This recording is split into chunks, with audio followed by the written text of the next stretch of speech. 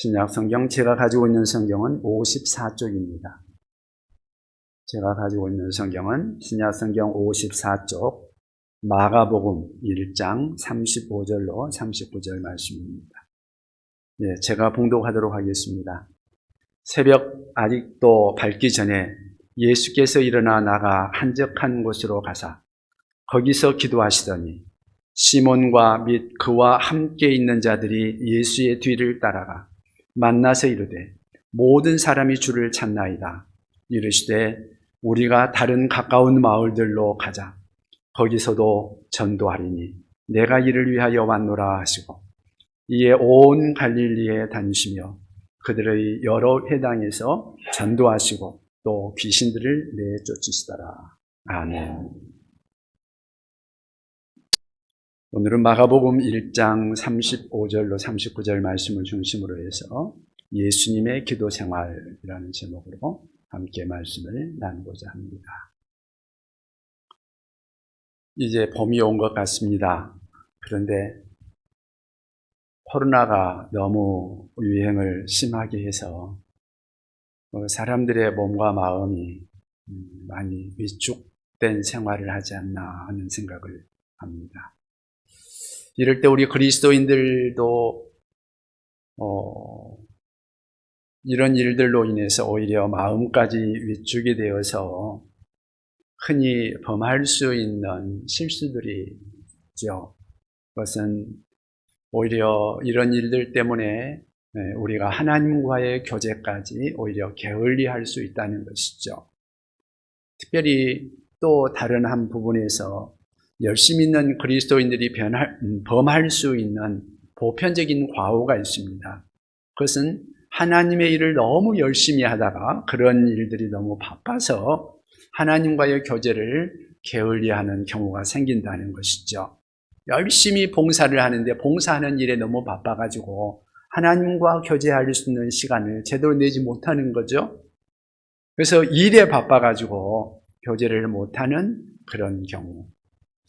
우리는 흔히 그런 실수를 범할 수 있습니다. 가장 중요한 것을 망각해 버리는 것이죠.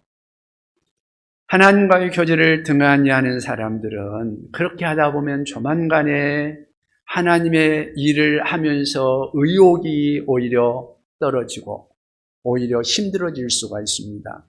만약 하나님과의 교제를 게을리한다면 그 교제에서 얻어지는 충만함과 그 안식, 그 마음속의 평안 이런 것들을 계속 우리 하나님으로부터 공급받을 수 없기 때문에 우리는 그 일을 하다가 의욕을 상실해 버릴 수 있다는 것이죠. 우리 예수님께서 짤막한 생애를 사시면서 그 놀라운 하나님의 사명, 그 구원의 사역을 성취할 수 있었던 그 비결은 어디에 있을까? 저는 그분이 우리 예수님께서 하나님과의 교제를 끊임없이 하셨기 때문이라고 생각합니다. 기도죠. 물론 예수님은 하나님이십니다. 그리고 하나님이시면서 동시에 우리와 똑같은 사람이었다는 것을 우리가 기억할 필요가 있습니다. 예수님은 인성을 가지고 계셨기 때문에 우리와 같이 기도가 필요했을 것입니다. 예수님의 기도 생활은 과연 어떠했을까요? 여러분들은 예수님은 어떻게 기도하셨는가 한번 생각해 보십니까? 예수님의 기도 생활, 오늘 본문에서 예수님이 보여주신 하나님과의 기도의 그 모범을 우리가 한번 살펴보기를 원합니다. 예수님께서 보여주신 하나님과의 교제의 모범, 그것은 무엇일까요? 첫째는 하나님께 대한 교제의 열망을 가지고 있었습니다. 하나님과의 교제의 열망. 하나님과 교제하는 것을 얼마나 그분이 열망하셨는가 하는 것입니다. 오늘 본문을 보면은요, 예수님께서는 전날 안식일이었습니다. 그런데 그날 매우 바쁜 날이었습니다. 예수님의 안식일 하루를 우리가 대충 한번 오늘 성경에 나오는 내용들로 한번 살펴보면은요, 마가복음 1장 21절에 이렇게 말합니다. 그들이 가버나움에 들어가니라 예수께서 곧 안식일에 회당에 들어가 가르치시매 예수님께서 회당에 들어가서 가르치셨다.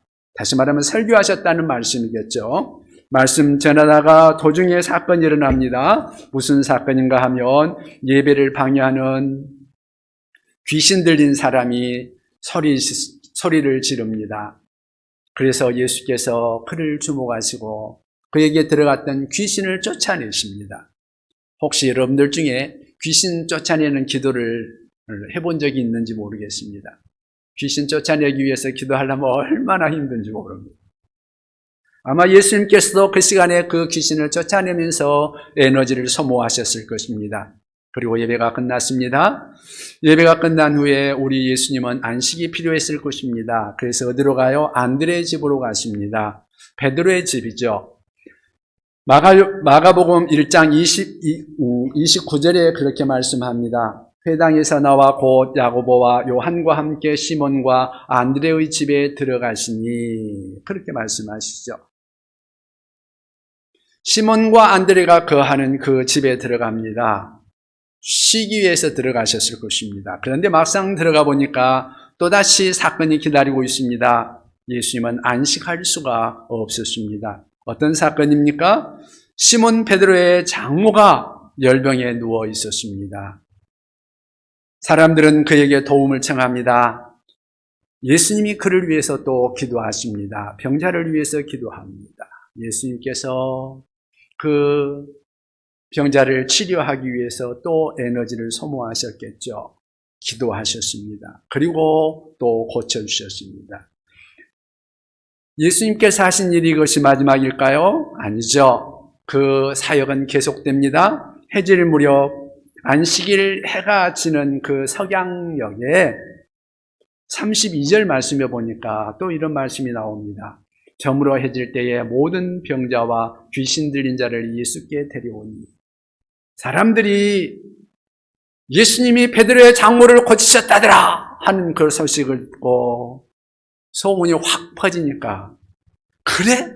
그분이 그런 능력이 있어? 그러면서 예수님께 사람들이 몰려온 것입니다. 지금 시몬의 집에 있다더라. 그러니까 사람들이 앞을 다투어서 예수님께 몰려옵니다. 병자들이 얼마나 많이 모였는가? 여기에 보면 33절에 온 동네가 문 앞에 모였다고 말하고 있습니다. 좀 어떻게 보면 과장된 말이기는 하겠습니다만은 그 동네 사람들이 다 문 앞에 모였다는 말입니다. 마을 안에 있는 병자들, 어쩌면 내과, 외과, 산부인과, 변뇨기과 뭐 별별 환자들이 다 왔지 않겠습니까? 그래서 베드로의 집 앞에 왔습니다. 예수님의 도움을 받기 위해서. 그때 예수님이 어떻게 합니까? 34절에 보니까 예수께서 각종 병이 든 많은 사람을 고치시며 많은 귀신을 내쫓으시되 귀신이 자기를 닮으로 그 말하는 것을 허락하지 아니하시니라. 각종 병에 든 사람들을 다 쫓아내셨습니다. 수많은 사람들을 위해서 계속 기도하셨습니다. 그러면서 그 안식일 밤은 저물어 갑니다. 예수님께 그 하루는 참 바쁜 하루였습니다. 얼마나 피곤한 하루였을까요? 예수님에게 있어서 참 피곤한 하루였습니다. 그렇게 안식일이 지나고 그 이튿날 아침이 되었습니다. 여러분, 예수님이 그날 스케줄 바쁜 하루를 보냈다고 가정을 해보십시다. 우리들도 그렇게 바쁜 하루 일정을 예수님과 같이 보냈다고 그렇게 가정을 해보십시다. 그리고 그 이튿날 내가 맞이하는 그 아침, 뭐 특별한 약속이 없어요? 뭐 특별한 일이 없이 조금 내가 자유롭게 가질 수 있는 시간이 있다. 그럴 때 여러분들은 전날 피곤하게 힘든 일을 했으면 그 아침이 어떨 것 같아요? 오늘 하루는 조금 편히 좀 쉬자, 좀 자자. 자는 것도 쉬는 날이면 좀 늘어지게 자고 싶은 그런 마음이 있죠. 피곤할 때는. 그런데요, 이튿날 바쁜 하루를 보내신 그 예수님께서 어떤 모습을 보이고 있는가? 그것이 바로 오늘 본문의 시작인데요. 35절 말씀에 이런 말씀을 하십니다. 새벽 아직도 밝기 전에 예수께서 일어나 나가 한적한 곳으로 가사 거기서 기도하시더니, 아침에 예수님께서 일어나시는데 아직도 날이 밝기 전에 예수님께서 일어나셨다고 말씀하십니다. 그토록 바쁜 하루를 보내고 나서 새벽 오히려 이른 시간에 기도하기 시작하셨다. 예수님께서 기도하고 있는데 예수님에게 있어서 기도는 무엇이었을까? 만약에 예수님께서 기도를 의무라고 생각했다면 아마 그것은 굉장히 힘든 일이었을 거예요. 그러나 예수님에게 있어서 기도는 아마 예수님은 기도를 특권이라고 생각했을 것입니다. 저는 예수님에게 있어서 기도는 어쩌면 기도를 통한 안식이었다고 생각합니다. 그분은 기도하시면서 쉬시고 기도하면서 새 힘을 얻고 기도하면서 지나간 하루의 스트레스를 오히려 극복하실 수 있었다고 생각합니다. 예수님도 인간성을 입고 계셨기 때문에 우리와 똑같은 스트레스를 경험하셨을 것입니다. 여러분, 스트레스가 뭘까요? 요즘 현대인들은 이 스트레스가 심하다고 그러죠. 스트레스 때문에 온갖 병들이 오고 있는 것이 현실이죠. 누군가 스트레스를 정의하기를 스트레스는 감당하기 어려운 자극에 의해서 내 몸과 마음의 균형이 깨진 상태, 그거라고 말을 합니다. 좋은 정의라고 생각합니다. 이제 내 몸이, 내 마음이 그냥 원하는 대로 잘 되지 않고 균형을 잃어요. 내 뜻대로 되지를 않아요. 몸이 내 마음대로 따르지를 않아요. 그래서 나는 허우적거립니다. 이런 것들이 스트레스라고 말할 수 있을 것입니다. 그래서 예수님께서는 이런 스트레스를 어떻게 극복하는가? 예수님에게 있어서는 기도가 스트레스의 처방이었다는 것이죠. 그분은 기도하면서 쉬신 것입니다. 여러분, 아무리 피곤한 일이 있어도 즐거운 일이 있으면 내가 즐거워하는 그 일을 하면 그 피곤이 극복되지 않습니까? 예수님에게서 이 기도는 아마 즐거운 일이었다고 생각을 합니다. 어떤 분에게 있어서 예배는 아주 즐거운 일일 수 있습니다. 여러분, 예배를 드리고 나면 여러분들 힘이 나요, 안 나요? 예배를 드리고 나면 힘이 나고 그런 경우들 많이 경험을 할 것입니다. 예배는 우리에게 있어서 안식일 수 있습니다. 기도도 안식일 수가 있습니다. 기도를 통해서 예수님은 새 힘을 얻으신 것입니다. 여기서 우리가 예수님을 한번 생각해 보자고요. 예수님은 지나간 하루 바쁘게 보냈어요. 바쁘게 보낸 그 피곤한 하루 잠자리를 들면서 이런 생각을 했을 것입니다. 내일 아침 일찍 일어나 아버지와 교제해야지. 저는 이 예수님의 이런 모습을 볼 때 종교개혁자 루터의 말이 생각이 납니다. 루터가 그런 말을 했습니다. 그 루터의 일기장 기록을 보면 그런 말씀이 나옵니다. 그런 말이 나옵니다. 요즘 내가 바빠진다. 더 기도해야 되겠다. 여러분, 그 말이 우리가 일상적으로 하는 말하고 비슷한가요? 요즘 내가 바빠진다. 기도할 시간이 없다. 그게 우리들의 일반적인 말이 아닐까 하는 그런 생각을 해봅니다. 그런데 루터는 요즘 내가 너무 바빠진다. 그래서 더 기도해야겠다. 그래서 루터에게 있어서는 기도는 그 바쁨이 가져다주는 피곤을 극복할 수 있는 새로운 용기와 비전과 힘을 얻는 그런 자리였다는 것이죠. 그래서 루터는 보통 하루에 1시간 기도를 했다고 합니다. 그런데 루터에게 있어서 특이한 것은 정말 바쁠 때는 2시간 기도를 했다고 합니다. 하루에 1시간 기도하다가 정말 바쁘면 더 엎드려 기도하는 시간이 길어졌다는 것이죠. 그리고 그의 생애 마지막이 가까웠을 때는 하루에 11조를, 시간의 11조를 하나님 앞에 기도하는 시간을 드리려고 애를 썼다고 합니다. 왜 그랬을까요? 기도가 안식이기 때문에, 기도가 능력이기 때문에, 기도가 즐거운 시간이기 때문에 그렇게 기도를 사모했다고 할 수 있겠죠. 우리 주님 기도를 사모하셨습니다. 아버지와의 그 만남, 그것은 육신적으로 사랑하는 사람이 서로 사랑하는 사람을 만나려고 하는 그런 일들보다도 더 사모하는 것이었다는 것이죠. 우리 시편 기자의 고백을 한번 들어보십시오. 하나님이여, 사슴이 시냇물을 찾기에 갈급함 같이 내 영혼이 주를 찾기에 갈급하나이다. 주께서 가지셨던 그 기도의 열망, 그 기도의 열망이 여러분들에게도 있기를 바랍니다. 사람마다 일생을 살아가면서 여러 가지 자기의 열망들이 있지 않습니까? 여러분들에게는 어떤 열망이 있습니까? 어떤 사람들은 부유해지는 것, 돈을 얻는 것, 돈이 열망인 사람이 있을 수 있습니다. 어떤 사람에게는 인기가 열망일 수 있겠죠. 어떤 사람에게 가지고 있는 열망은 다른 사람들보다 더 인기를 얻고 출세하고 다른 사람들보다 뭔가 더 잘 되는 것, 때로는 육체적인 쾌락이 그 사람의 욕망이고 그 사람의 바라는 열망일 수 있을 것입니다. 여러분에게 있어서 열망은 무엇입니까? 우리 주님의 열망, 주님을 지배하고 있었던 가장 커다란 열망, 그것은 하나님과의 교제에 대한 열망이었습니다. 우리 하나님을 만나고 싶다. 나를 창조하신 창조주 하나님, 그 하나님과의 깊은 임재 속에 들어가고 싶다. 나는 깊은 기도를 경험하고 싶다.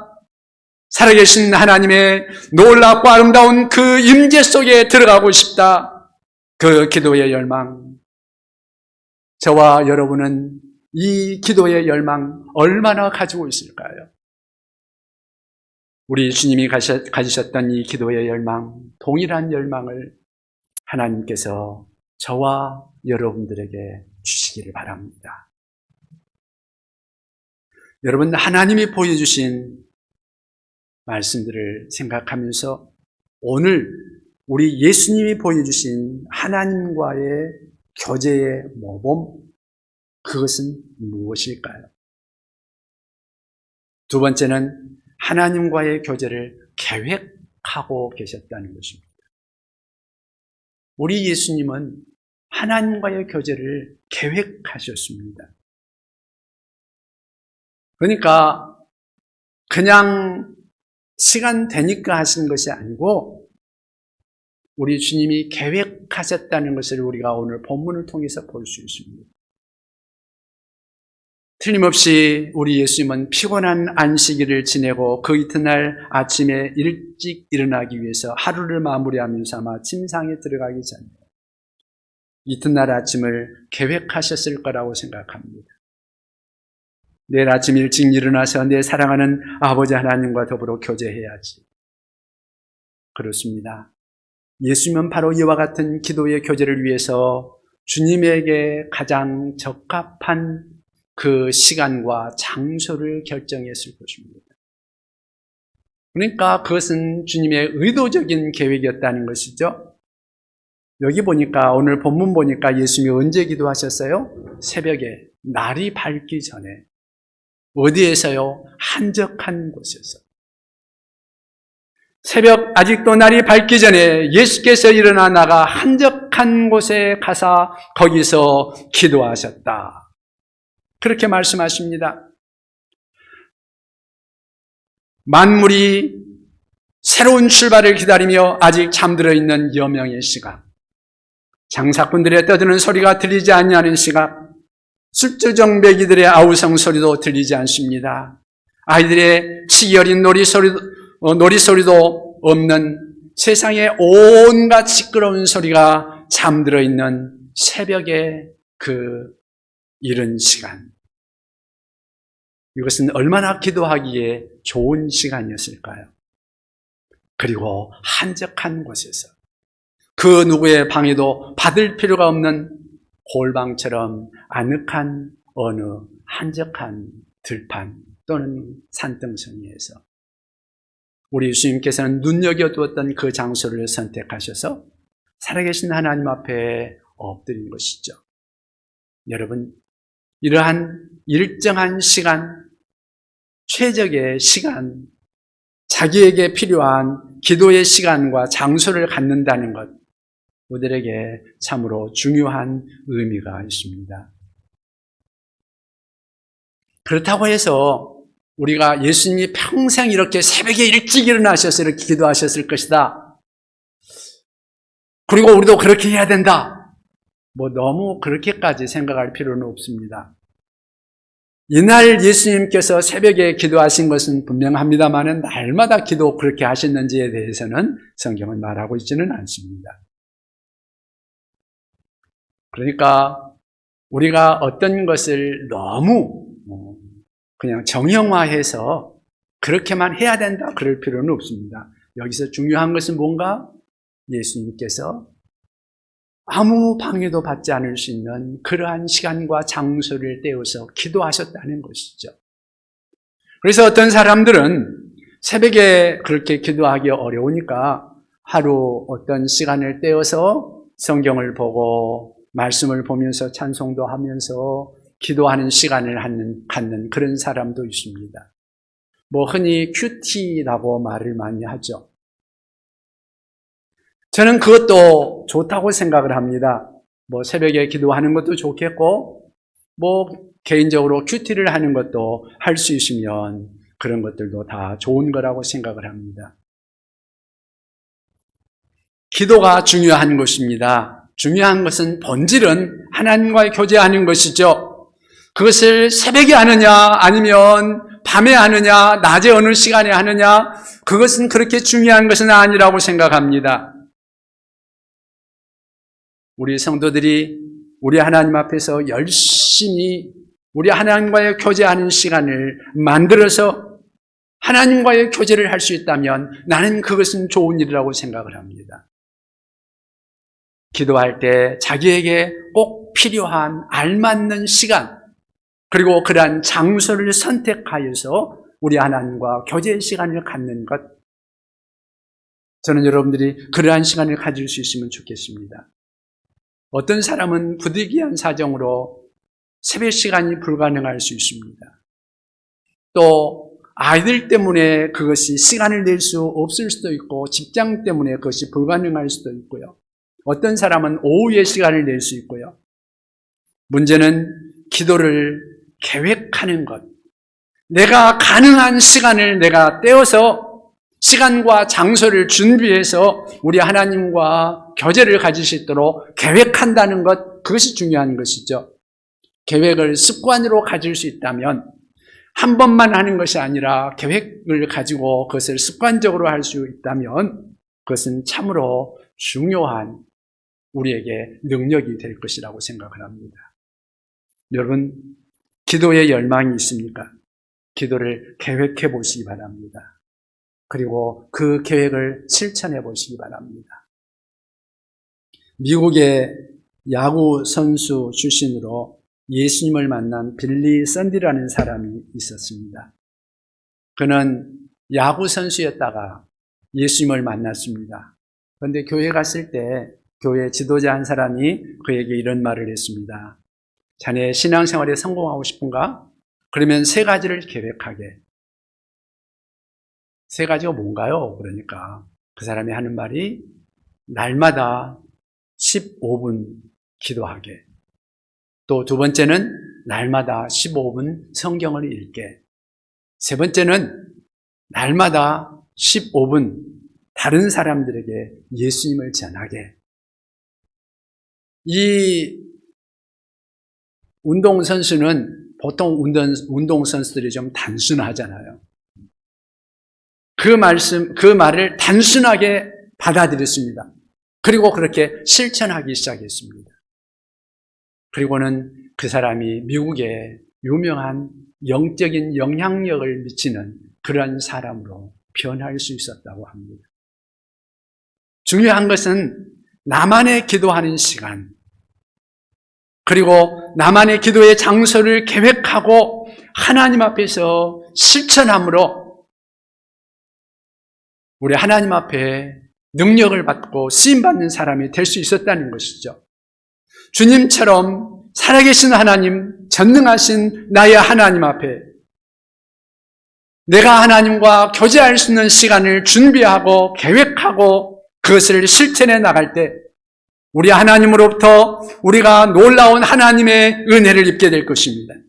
하나님으로부터 우리가 특별한 은혜들을 경험하며 하나님을 만나며 하나님으로부터 영감을 얻고 능력을 받으며 그 안에서 우리 주님과 함께하는 그러한 놀라운 능력들을 경험하게 될 것입니다. 저는 그 일에 여러분들과 제가 함께할 수 있기를 바랍니다. 예수님이 보여주신 하나님과의 모범적인 그런 교제의 모습, 그것은 어떤 것일까? 세 번째는요, 하나님과의 교제를 통해서 결과가 있었다는 것이죠. 하나님과의 교제를 통해서 예수님이 어떻게 하셨는가를 우리가 좀 주목해 볼 필요가 있습니다.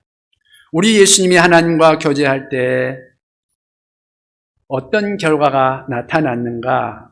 새벽 오히려 미병에 한적한 곳에 나가서 기도하시고 나서 36절, 37절 말씀에 보니까 이런 말씀을 합니다.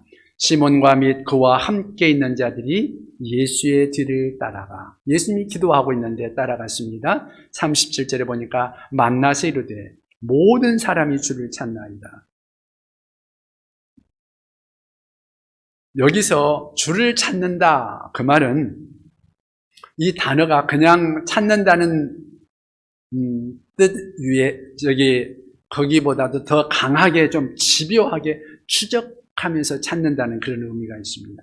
많은 사람들이 새벽부터 이렇게 집요하게 예수님을 찾고 있습니다. 여러분 왜 그랬을 것 같아요? 어제 안식일 저녁에 많은 병자들을 예수님이 고쳐주셨잖아요. 소문이 온 동네에 그리고 사방으로 퍼져갔을 것입니다. 그래서 새벽부터 사람들이 예수님께 찾아온 거죠. 그런데요, 많은 사람들이 우리 예수님을 찾고 계시는데, 그래서 제자들이 예수님 빨리 안 오고 뭐 하십니까? 그러는데, 빨리 오셔서 기도해 주셔야죠. 그러는데 예수님이 어떻게 하시는가? 38절을 우리 같이 한번 읽어보시죠. 38절 같이 읽겠습니다. 이르시되 우리가 다른 가까운 마을들로 가자. 거기서도 전도하리니 내가 이를 위하여 왔노라 하시고. 아멘. 엄격하게 말하면 제자들의 요청이 예수님 앞에서 받아들여집니까? 거절된 것입니까? 사실 거절된 거죠. 선생님, 오늘 새벽부터 사람들이 기다리고 있습니다. 기도해 주셔야죠. 어제같이 놀라운 능력을 좀 나타내 주셔야죠. 그렇게 말을 했잖아요. 그런데 예수님께서는 말하기를 오늘은 다른 계획이 있다. 오늘은 다른 마을에 가서 거기서도 전도해야 되겠다.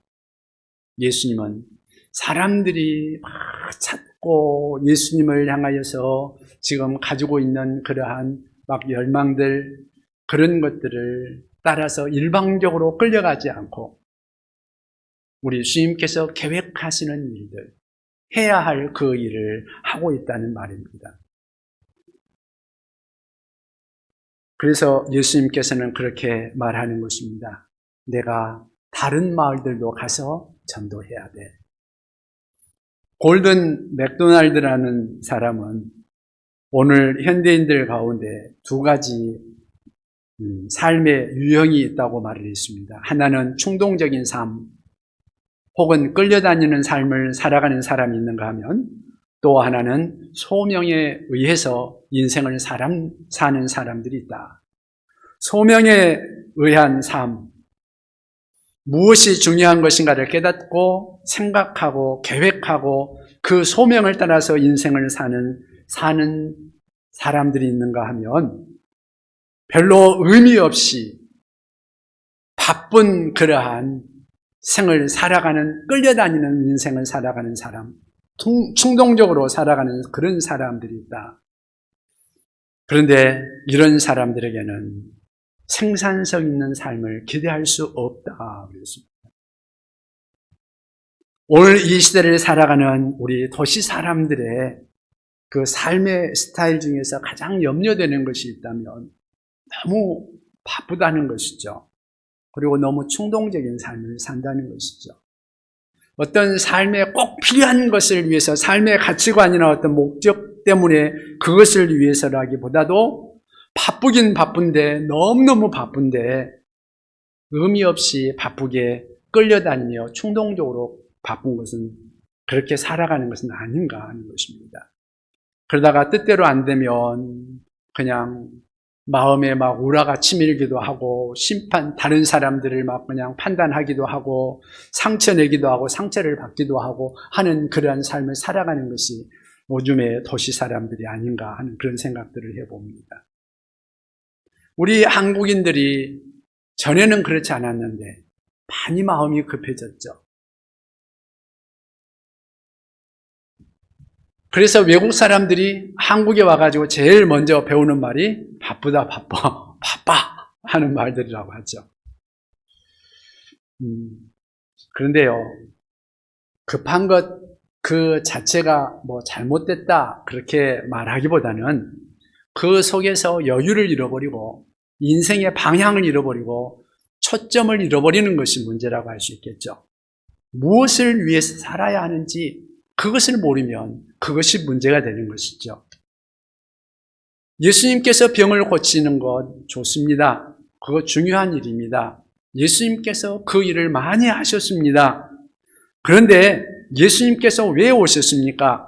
병 고치는 것은 중요한 것이지만 사실은 예수님이 오신 목적은 병 고치는 것이 아닙니다. 복음을 전하기 위해서 오셨습니다. 자, 이곳에서는 이만큼 전도했으면 됐다.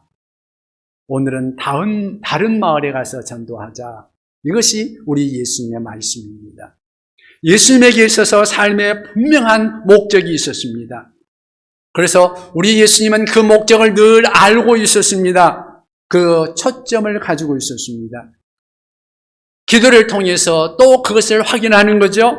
그리고 하나님의 뜻을 이루기 위해서 한 걸음 한 걸음 인생의 목표가 하고자 하는 것이 무엇인지 더욱더 분명해지고 그것에 더 가까이 나아가는 것이죠. 저는 주님도 위대하지만 또 우리 주님의 말씀을 듣고 따른 제자들에게도 또 그 위대함이 함께 있다고 생각을 합니다. 예수님께서 다른 사람들이 많이 몰려오고 있는데 다른 데로 가자고, 다른 마을로 가자고 말할 때 보통 사람들 같으면 예수님 그래도 저렇게 많은 사람들이 예수님 찾고 있는데 한번 가봐야 되지 않겠습니까? 그래도 그 사람들을 기도해주고 좀 고쳐줘야 되지 않겠습니까? 그렇게 말하지 않겠어요? 그런데 제자들이 어땠습니까? 예수님께서 다른 마을로 가자 말씀할 때 제자들이 그것을 토를 달지 않습니다. 주께서 말씀하실 때 그 거절을 하나님의 뜻으로 받아들일 수 있는 그러한 마음의 여유, 그러한 믿음이 있었다는 것이죠. 우리 그리스도인들에게 있어서도 그런 것이 필요하지 않을까 하는 생각을 해봅니다. 많은 사람들이 좀 자기가 말한 것을 상대방이 받아들이지 않을 때 그것을 인격적인 모욕으로 생각하는 경우들이 있는데요. 꼭 그렇지 않다는 것을 우리가 좀 생각을 하면 좋겠습니다. 사람이 모든 일을 다 하고 살 수는 없을 것입니다. 어차피 인생은 선택적일 수밖에 없습니다. 중요한 것, 그 중요한 것에 따라서 우리는 선택하고 그 선택을 따라 살 수밖에 없습니다. 더 중요한 일을 하도록, 그것이 하나님의 뜻이라면, 선생님, 그것이 하나님의 뜻이면 하나님의 일을 하셔야죠. 제자들이 따르는 것 같이. 제 요청을 안 들어줘도 괜찮아요 하고 우리 주님의 말씀을 따를 수 있는 우리가 될 수 있으면 좋겠습니다. 우리 주님께서는 하나님께서 원하시는 그 뜻을 분명하게 이해하시고 그 뜻대로 그 길을 가고자 하는 모습을 여기서 보게 되는 것입니다. 우리가 볼 때 병자를 고치는 것 하나님의 뜻입니다. 또 복음이 온 세상에 두루 전파되는 것, 그것도 우리 하나님의 뜻입니다. 그런데 우리 예수님께서는 내가 이 복음을 전하기 위해서 왔다고 말씀하고 있습니다. 그러므로 우리가 하나님의 일을 할 때 똑같은 하나님의 일들이 여러 가지가 있을 때 때로는 내 뜻대로 되지 않는다 할지라도, 내 의견대로 되지 않는다 할지라도 오히려 하나님의 뜻이 이루어지는 일에 우리가 받아들일 수 있고 그것을 진정으로 수용할 수 있는 우리가 되면 좋겠습니다. 하나님의 일을 하면서 때로는 서로 생각이 다를 수 있고 때로는 의견이 다를 수 있는데 그때마다 우리 하나님의 뜻에 우리가 우리의 뜻을 굴복시키고 기도를 통해서 우리 하나님과의 교제를 통해서 하나님의 뜻을 받아들일 줄 아는 그러한 성숙한 그리스도인들이 될 수 있기를 바랍니다. 기도한다는 것이 무엇일까요? 진정한 기도, 참된 기도, 기도의 성숙, 그것은 하나님의 뜻을 기도를 통해서 발견하고 그 뜻이 이루어지는 일에 내가 쓰임받는 것, 그것이 기도의 절정이 아닐까요? 그것이 기도 생활의 축복이 아닐까요? 성경은 어떻게 기도하라고 우리에게 가르쳐주고 있습니까? 예수님께서 말씀합니다. 나라에 임하옵시고 뜻이 하늘에서 이룬 것 같이 땅에서도 이루어집니다. 누구의 뜻이? 아버지의 뜻이, 하나님의 뜻이. 그러니까 이따금 나의 뜻이 이루어지지 않는다 할지라도 하나님의 뜻이라고 생각을 한다면 하나님의 뜻이 이루어지기를 원하나이다. 그러한 우리들의 기도가 이루어질 수 있기를 바랍니다. 기도라는 것은 결국 하나님의 뜻을 이해하고 그 뜻에 의해서 내가 쓰임받는 인생이 되는 것, 기도 생활의 궁극적인 축복이라는 것을 믿으시기를 바랍니다.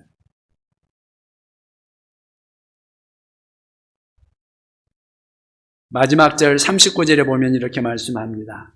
이에 온 갈릴리에 다니시며 그들의 여러 회당에서 전도하시고 또 귀신들을 내쫓으시더라.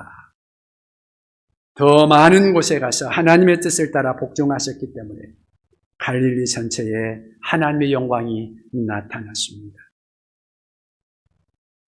우리의 기도, 저와 여러분들의 기도, 그 기도를 통해서 하나님의 뜻이 나타나고 하나님의 나라가 확장되는 놀라운 축복 가운데 쓰임받는 기도의 사람, 기도의 증인들이 될 수 있는 우리가 될 수 있기를 바랍니다.